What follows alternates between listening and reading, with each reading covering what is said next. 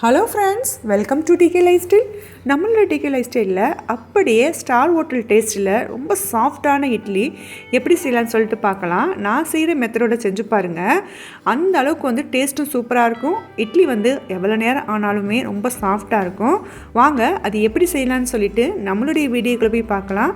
அதுக்கு முன்னாடி நம்மளோட சேனலை முதல்ல பார்க்குறீங்கன்னா சப்ஸ்கிரைப் பண்ணிவிட்டு பாருங்கள். ஃப்ரெண்ட் அண்ட் ஃபேமிலிக்கு ஷேர் பண்ணுங்கள். இதுக்கு தேவையான பொருள் என்னென்னு சொல்லிட்டு பார்க்கலாம். நான் இப்போ ஒரு பவுல் ஒன்று எடுத்து வச்சுருக்கேன். அதில் 2 கப் அளவுக்கு வந்து நான் வந்து பச்சரிசி சேர்த்துக்கிறேன். நீங்கள் ரேஷன் பச்சரிசி இருந்தாலும் ஓகே தான், இல்லாத வீட்டரிசி இருந்தாலும் ஓகே தான். சேர்த்தாச்சு. இப்போது இது கூடயே பார்த்திங்கன்னா இட்லி அரிசி வந்து 1.5 கப் அளவு நான் சேர்த்துக்கிறேன். இட்லி அரிசி நல்லா குண்டு குண்டாக இருக்கிற இட்லி அரிசியை பார்த்து சேர்த்துக்கங்க.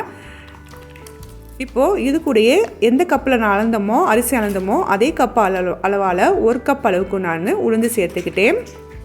இது கூடயே 1 டீஸ்பூன் அளவுக்கு வந்து வெந்தயம் சேர்த்துக்கலாம்.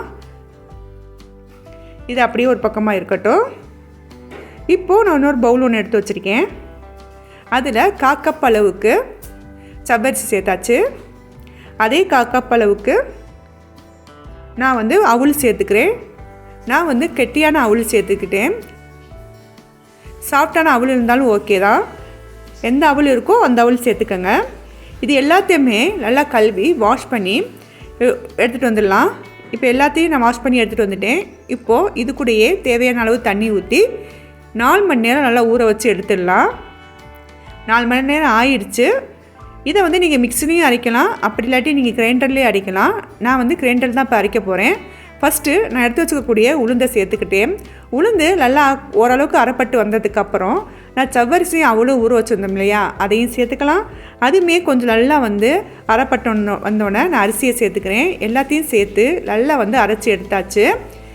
நல்லா நம்ம எப்படி இட்லிக்கு அரைப்போமோ அதே பக்குவத்துக்கு அரைச்சி எடுத்துகிட்டு வந்தாச்சு. இப்போ நான் வேறொரு பவுலுக்கும் நான் அதை மாற்றி எடுத்துட்டேன். பாருங்கள், இது ஓவர் நைட் நல்லா வந்து பொங்கி வரணும். பாருங்கள், இந்த அளவுக்கு வந்து மாவு வந்து நல்லா பொங்கி வந்திருக்கு. இப்போது இது கூட கொஞ்சோண்டு லைட்டாக இதுக்கு தேவையான அளவு உப்பு சேர்த்துக்கலாம். சேர்த்துட்டு நல்லா வந்து மிக்ஸ் பண்ணி விட்டுடலாம். மிக்ஸ் பண்ணிவிட்டு இப்போ வந்து இட்லி ஊற்ற ஆரம்பிச்சிடலாம். பாருங்கள், இட்லி தட்டு எடுத்து வச்சுருக்கேன். அதெல்லாம் நம்ம கலக்கி வச்சுருந்தக்கூடிய இட்லி மாவை வந்து ஊற்றி எடுத்துடலாம். பாருங்கள், ஊற்றி எடுத்துட்டேன். இப்போ வந்து நம்ம வந்து இட்லியை வந்து இட்லி சட்டியில் வச்சு எல்லாம் வேக வச்சு எடுத்துடலாம். நம்ம இட்லி பாத்திரத்தில் வந்து தண்ணி சேர்த்து தண்ணி வந்து நல்லா கொதி வந்ததுக்கு அப்புறம் நம்ம இட்லியை வந்து வேக வைக்கணும். அப்போ தான் வந்து இட்லி வந்து ரொம்ப சாஃப்டாக இருக்கும்.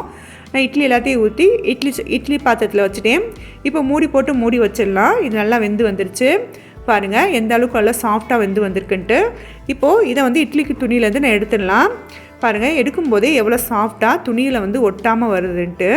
இந்த மாதிரி கண்டிப்பாக ட்ரை பண்ணி பாருங்கள். பாருங்கள், இட்லி எவ்வளோ புசு புசுன்னு வந்திருக்குன்ட்டு. அப்படியே ஹோட்டலில் கிடைக்கிற டேஸ்ட்டு இருக்கும். கண்டிப்பாக வந்து இதை ட்ரை பண்ணி பாருங்கள். பாருங்கள் எந்த அளவுக்கு வந்து இட்லி வந்து ரொம்ப சாஃப்டாக வந்திருக்குன்ட்டு. அப்படியே வந்து 5 ஸ்டார் ஹோட்டலில் எப்படி இட்லி செய்வாங்களோ அதே மாதிரி ரொம்ப சாஃப்டாக வந்திருக்கும். கண்டிப்பாக வந்து இதை ட்ரை பண்ணி பாருங்கள். ட்ரை பண்ணி பார்த்துட்டு உங்கள் கமெண்ட் பாக்ஸில் சொல்லுங்கள். ஓகே ஃப்ரெண்ட்ஸ், இந்த வீடியோ உங்களுக்கு பிடிக்கும் நம்புகிறேன். இந்த வீடியோ உங்களுக்கு பிடிச்சிருந்துச்சுன்னா லைக் பண்ணுங்கள், கமெண்ட் பண்ணுங்கள், ஷேர் பண்ணுங்கள். மறக்காமல் நம்மளோட டிகே லைஃப் ஸ்டைலுக்கு சப்ஸ்கிரைப் பண்ணிடுங்க. தேங்க்ஸ் ஃபார் வாட்சிங்.